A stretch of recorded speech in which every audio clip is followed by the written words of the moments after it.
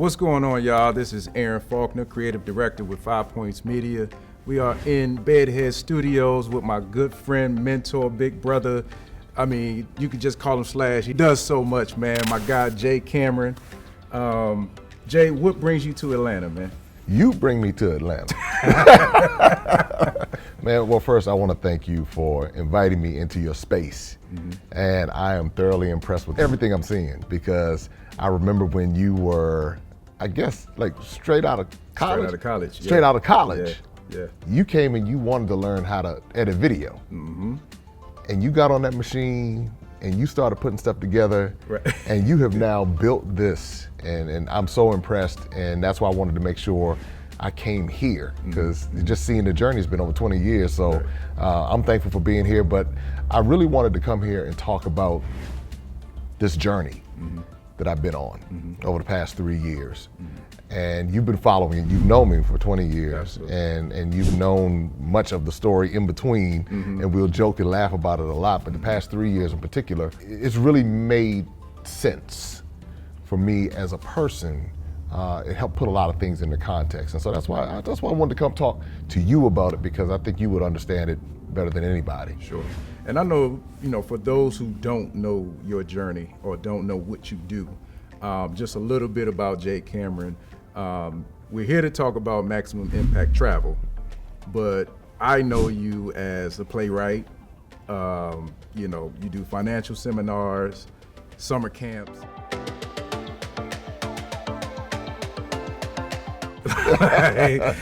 I mean, you see opportunities and you're able to maximize potential in anything. And you've always been somebody that I've looked to for inspiration in anything that I'm doing, because it's like, okay, how can you maximize your space in whatever you're doing? So I know now you're getting into doing these tours in Africa, where you're taking people who have never been to Africa. A lot of them have no idea, they're even different countries and different cultures. And so now you're bringing people into this space and giving them an experience.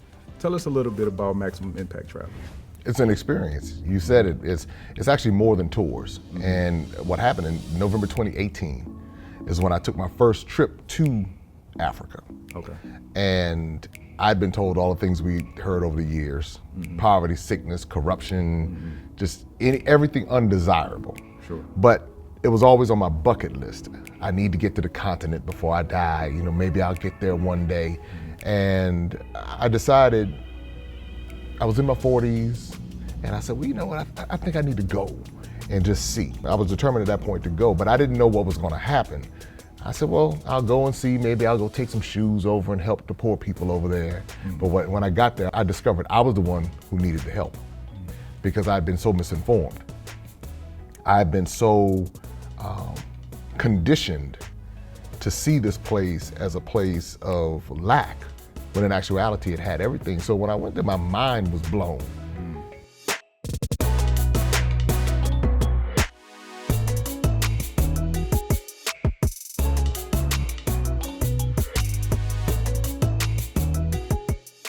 And it wasn't from the standpoint of comparing it to what I knew as Western standards. It was just kind of just recognizing the organic wealth that was there. And I could see the natural resources. I could see the ingenuity of the people. I could see all of these different things. And I said, somebody has been messing with my mind about this continent and these people. And it just started this curiosity. And from there, I just kept unlocking doors. And then I went to, Ghana was the first country that I went to. Okay.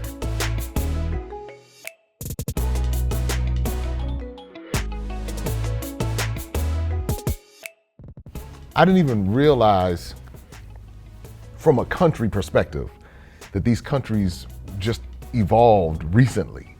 I didn't understand that these borders were artificial borders that were made up by the French and by the British and by the Portuguese. And so it just didn't register. But then all of the things that I started learning when I was there, that's when I said, all right, I need to spend more time in this space, and I really need to get the context of the story. So when I went to Elmina slave dungeon in Ghana, that's when it hit me.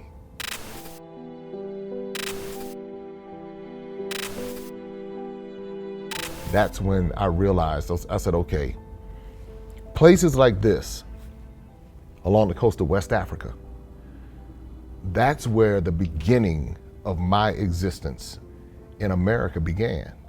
So there were hundreds of houses, dungeons, forts where the enslaved were taken. But the way I was always trained is that, okay, our history started with slavery. And then from there, it went into civil rights and Jim Crow and everything. But when you go back before that, I never had any idea. Only thing well, those Africans sold you into slavery. They sold your ancestors into slavery. That's what they did. And that's all I knew. But then when I went to Ghana and I understood more about the ethnic groups, the different tribes, if you will, the different kingdoms, I was like, wait a minute, these people were brilliant. These weren't like savages and uneducated people who were taken along with the resources, and they were brought to what we know as America to build up the wealth of those who were now coming here and starting this new corporation that we know as America. And once I started understanding that side of it, I kept asking more and more questions. And then I realized how many people here have been so misinformed. Right. And I said, my heart for those people here, I cannot keep this information to myself. Sure. And so that's where the tours came from.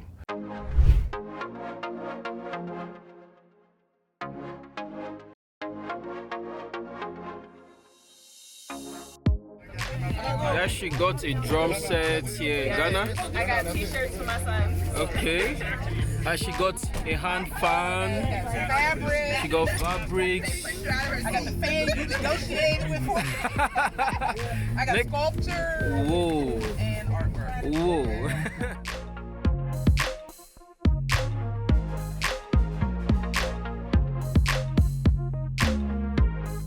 To say it's not just me telling somebody, it's me taking you and allowing you to have a 5 sense experience.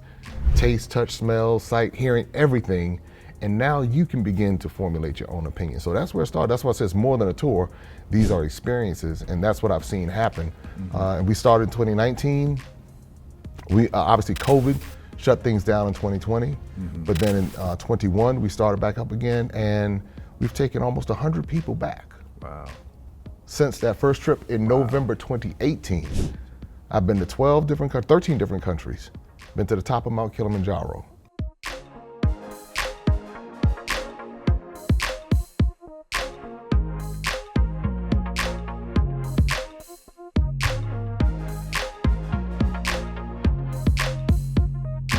So we made it to the top after the rock scramble. Life above the clouds is completely different. I'm a dual citizenship in Sierra Leone. Something happened over there. There was an awakening that occurred. Right. So and you know me, I'm not gonna go do something just for the sake of doing something. I'm buying property in Ghana, opening a business in Ghana. I just want people to understand what really happened. And that you're not getting it in the history books in America. Right. You're not even gonna get it in the history books in many parts of Africa. Right. But once people see for themselves, it changes so many things about the perception when it comes to Africa. Out of the folks that you've taken, what is the response? What are you seeing come from the people once they come back? There's an awakening. And now you know my background in theater. And that's why I say it's an experience. I just don't take people on a tour and say, hey, just go figure it out. We are intentional about making sure that people are able to see. It's like we don't just throw you into 12 feet of water. Sure. We allow you to put your toe in the water and then see how you respond to it. So basically we do a cultural immersion, a gradual cultural immersion. Okay.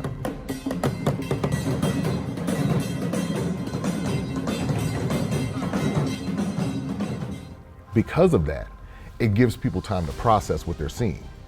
So by the time it's over, they walk away, they go home, they don't want to leave. That's really what ends up happening. To be here with everybody, to know that everybody looks like me, and it was just like we were all accepted as who we are, as individuals, And as a group, we were accepted here by the locals without second guessing, they were open arms everywhere we went. Maybe one or two experiences with the locals, the chief. We were walking through saying hello, and I go to say hi to him, and he looks me square in the eye, and there was this connection. It was something very powerful that I hadn't felt before.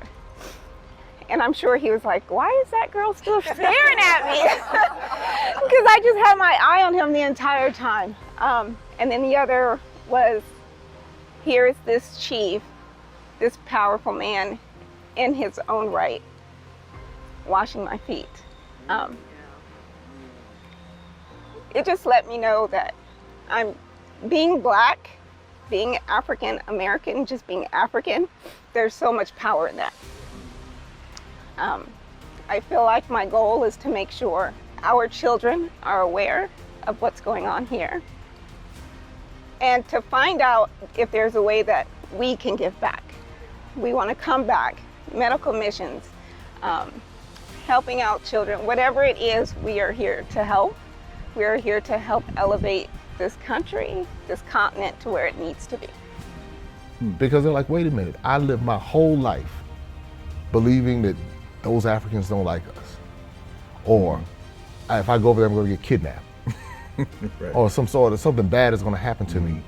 And they go and they have the time of their lives. They establish relationships that they didn't even know that they could have because someone said, those people don't like us. Sure. So you have found love in Ghana. I have. I've heard a lot of people finding love, a lot of sisters from the States. At least 5 or 6 have found love. Yeah. In all age brackets.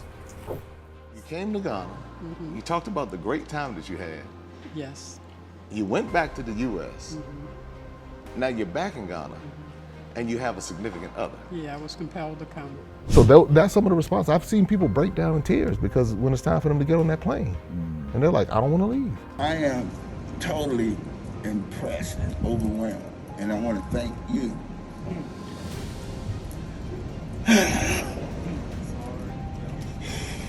For getting me there. I'm the youngest of 12 kids, and mostly men, 10 brothers and 2 sisters. And it just,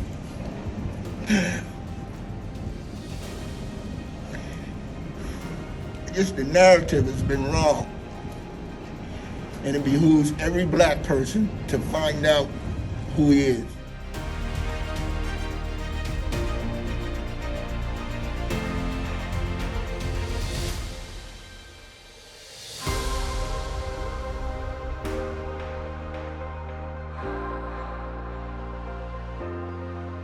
I've watched people move back after coming. So they've moved back to, in particular Ghana, they moved back to Ghana to live. Wow. Because they felt a connection. How does your family feel about you moving back over here to Ghana? They went completely bonkers at first. They They're went bonkers comfortable at now. You know, I sent them videos and pictures, and my daughter's planning on coming and visit after the first of the year. And I have a daughter-in-law who has her own school, and she's going to be bringing some children here. Good. And to visit Ghana. So, and the people have just been outstanding. They've been so respectful and so kind. What happens is when you take people from a place of origin, and obviously many of us who are part of the African diaspora, and that's those people who have been displaced, and we're the descendants of people who've been displaced across the world that come from Africa. That part of our DNA, that when you go back to those places, the cultures haven't been completely erased. So when you step into those spaces, it's like, whoa, this feels familiar. And that's what a lot of people feel. They feel the familiarity. And so that's what it's been like in the places that we've gone. So tell me about the process of you getting your dual citizenship with Sierra Leone, and why Sierra Leone? Well, when I started this journey, I did all the DNA tests. And I know there's some people out there that say it's for entertainment purposes only. But as we were talking, I said, I know some people sitting in jail and paying child support based on DNA evidence, and they're not entertained at all. so when I hear people say this stuff, I'm like, I found cousins as a result of the DNA. My children have been confirmed as a result of the DNA. It's just for those folks out there that need to. My aunt, my father's sister, she has been confirmed as my aunt as a result of DNA. But what happened is I did the DNA through the popular DNA sites, the 23andMe, the Ancestry, MyHeritage. But I decided I was going to take it a step further and do African ancestry.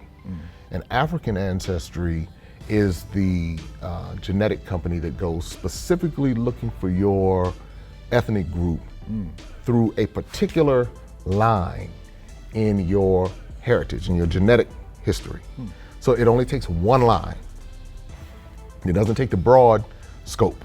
Okay. So what they did was they took my mother's line, the maternal line, so all of the women in my history going back 500 to 2,000 years. Wow. So my mothers, just only the women, no men. That line led to the Timene people in Sierra Leone. On my father's side, when it went to the fathers, only the men, not his mother, not just only the men, it went to Spain and Portugal. So that was interesting to discover that, but I knew that was in my history as well. So Sierra Leone happened to offer citizenship to anyone who could prove that they were descendants of Sierra Leone, or that part of Sierra Leone, or the ethnic groups in Sierra Leone as a result of African ancestry. Wow. And that's how that door was opened. And so April of 2021, went over, and I was able to get my ECOWAS passport, and now I'm a dual citizen of Sierra Leone and the United States. It's all within 3 years of that first trip. Wow, man. So, and what's the ECOWAS passport for those? That's basically there are 14 countries that have an economic agreement. Okay. West African countries. And with that passport, you can travel freely without any need for a visa. Okay. Or and you also get reduction on like the COVID test, so you can get a reduced rate on the COVID test. So that's some of the benefits of having an ECOWAS passport. Got you. So after you got your Sierra Leone passport, how did the people of Sierra Leone receive you? What was that like? Oh, the people were fine. We actually had a big ceremony and had a chance to meet the president and receive the passport from the president of Sierra Leone. Wow. And we were there for 10 days. We toured the country. And again, when you go to these different parts of Africa, no place is the same. Right. Even within like a 50-mile radius, you'll find different ethnic groups with different languages. But in Sierra Leone, again, the hospitality, every place I went, the hospitality was beyond what I expected. And meaning the warmth and the welcoming ways of the people. Again, they tell us here, those Africans don't like you. They don't like us over there. They sold you into slavery. I was like, first of all, I've never been in slavery. Yeah, I'm just saying, I've never been, my grandparents weren't. Even my great-greats might have been, but I've never been in slavery. So, and the people who are alive today didn't sell anybody in anything. So it's like they were trying to create this wedge based upon something that innocent people, like we're innocent, they're innocent, and I just had to kind of step back and really look at that and say, well, they didn't sell me. So a 50-year-old man over there didn't sell anybody in my family into slavery. So once I understood that, I could go over there with an open mind and I could appreciate the people. And I understood if I extended kindness, then there's a good chance that would be reciprocated if I went with the right mindset. And that's what I encourage people to do. When they go with the right mindset. Don't go with the expectation of someone rolling out a red carpet. That's the other thing. You know, I've heard people say, well, I went over there and they didn't welcome me the way that I felt they should. They didn't welcome me back home. And I said, the average person doesn't even know the depth of the story. Because just like we have educational lapses and history that's been changed, they're under the same type of system that teaches them the colonial system. So in other words, they'll leave out parts of history, they'll change it to make one side look better than the other. So this fort has more than 426 years, but according to the structure, no cement which was used, also no slaves which were used for constructing the fort. So if they don't know, why would they roll out a red carpet? Why would, and so that expectation, I think that's part of the culture training we do. We prepare people before they go on the trip. We don't just take them over there. It's like they're prepared to know what to expect and what not to expect. And that's why people find it enjoyable. And that's why when I went to Sierra Leone, I had such a good time, because I didn't have those type of expectations. I just wanted to know the people. You know, what is everyday life like for you? If I'm worried about you rolling out a red carpet and say, welcome home, my brother, and you don't even know the story, then I'm going to miss out on valuable relationships. And so that's why I appreciate Sierra Leone, because I was able to get among the people. Nice, nice. So tell me a little bit about Tanzania.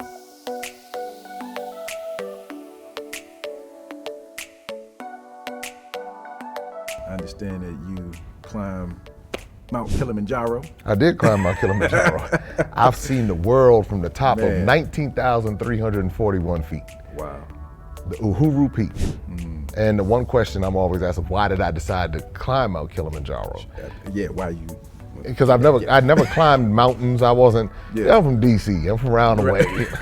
Born in South Carolina. I was like, what am I doing with mountains? But what happened was in Ghana, and this is something that's important for everyone who's a part of the African diaspora to understand, is that in those houses and dungeons and places that were holding the captives, once they were shipped away, like cargo, they were never supposed to return, nor were their descendants ever supposed to return.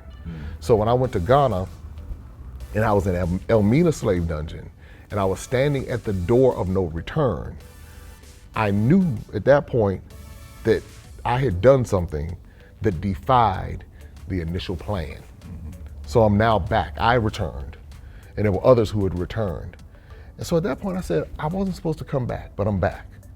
So what am I going to do with this? And I said, if anything, I'm going to go to the highest point in Africa, just to make a statement for me. And because Mount Kilimanjaro is the tallest mountain in Africa, it's the tallest freestanding mountain in the world. And I said, that's what I want to do. And I'm not just doing it for me. I'm doing it to say that the plan was that we never come back. But not only am I back, but I'm going to the top. And what it took for me to get to the top had me second guessing a whole lot of things. But I was determined to get to the top of that mountain. And when I reached the top, it was very emotional, because you get to a point where your physical energy is gone.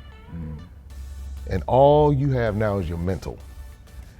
And you want to quit. You go from warm weather, then it's freezing cold, then it's snowing, and you're exhausted. It took 6 days to get to the top, 2 days to come down. Wow. You're living on the mountain. Again, if you're used to Western culture, Right. you're living on the mountain, drinking mountain water, and and you. But it was the most rewarding experience of my life. And what it did was it took away the fears and the hesitations and the apprehensions that I'd been groomed to have as a quote unquote black man in America. To say, well, I don't know if I can do this. I think I don't know if I should do that. That's for other people. Sure. Everybody else should do that. I said, no, once I got to the top of that, I was like, oh no, whatever I put my mind to do for real, I'm gonna do it. And that's what Mount Kilimanjaro did. And it's an experience that everyone who does it, I've heard everyone say the same thing, even experienced mountain climbers, they come back and talk about how that mountain, for whatever reason, is something about it that is challenging beyond what they had anticipated. Not that it can't be done, it just has different levels of mental challenge. But I'm so glad that I did it. Would I do it again? Probably not. Right. I think it's a one and done. So what do you do to prepare for something like that? Like what process, because I know you just ain't wake up like, yeah, well, we'll go climb this mountain. No, you'd be dead if you try to do that. I did a lot of walking. And I paced myself. And I think that there were a lot of lessons along the way that came with it. Meaning, that process could be applied to anything you do in life. So I didn't just go try to take this mountain on. I said, let me prepare for it little by little by little. Let me build up my endurance. Let me build up my stamina. And I remember there was a hill in National Harbor in Maryland, right next to the MGM. When I first started training, I could barely get up that hill. I said, if I can't get up this hill, this small hill, how am I going to get to the top of Mount Kilimanjaro?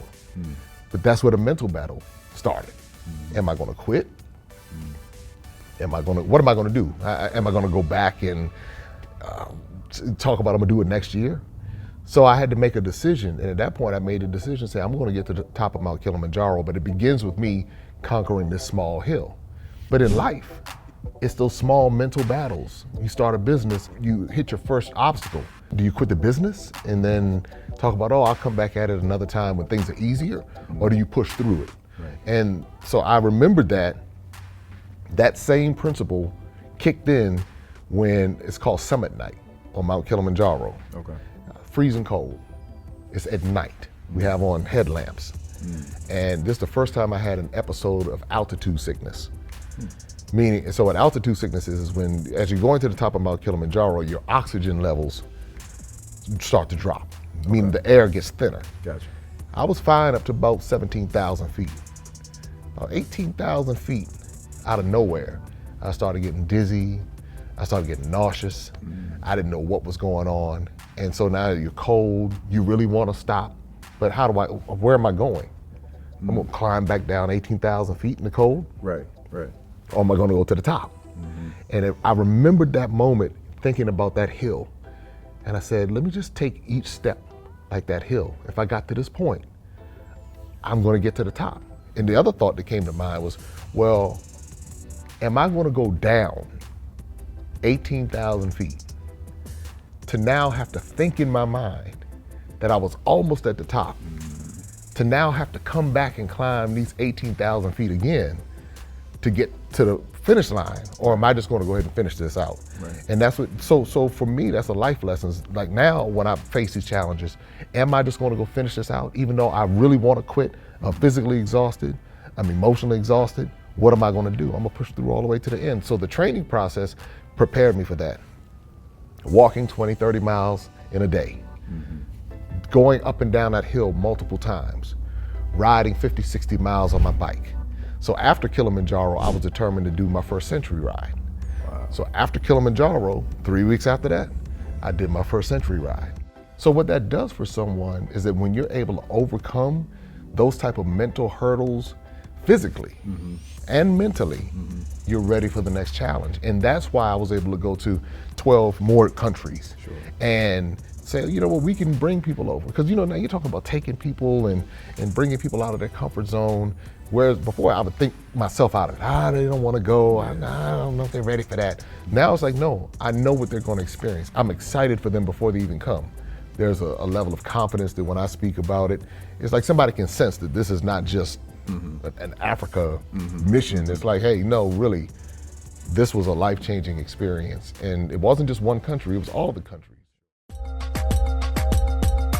Open up your eyes and see all the fun and mystery. Take an African adventure with Darren and Destiny. From the mountains to the shore, so many things to explore. Take an African adventure with Darren and Destiny. The Adventures of Darren and Destiny. And Darren and Destiny are twin brother and sister, and you go on their adventures throughout the African diaspora, meaning so African diaspora destinations, primarily focused in Africa, but we go to South America, we're going to go to the Caribbean. Their first book is going to take you to Ghana, and then we're going to go on a safari, and from there we're going to go to Ethiopia, and then we go to Salvador, Brazil. And what the goal is to be able to inspire curiosity in the continent of Africa, in our children from a very young age, and to really tell a more accurate story. Most of our children are exposed to negative images, late night infomercials about how bad things are, everybody's sick, everybody's poor, everyone's uneducated, but that's simply not true. So what Darren and Destiny and their family do is they go to different African destinations. They are learning about these different places. You're beginning to see positive images, but still telling the truth. I mean, that's the important thing, to tell the truth about some of the things that have occurred. But it's all done on a children's level so they begin to understand it. And it begins to pique their curiosity. They begin to learn more. And hopefully one day they will want to explore and visit the continent of Africa and its many countries. There's just so much that Darren and Destiny are able to do, and as they're doing it, it's like they begin to open the minds of a new generation, and they don't get bombarded and indoctrinated with negativity. They're actually able to see positivity and inspiring images and messages about the African diaspora, as well as those who are still indigenous to the continent of Africa, and they begin to learn more and just see things differently. So I'm excited about introducing the adventures of Darren and Destiny.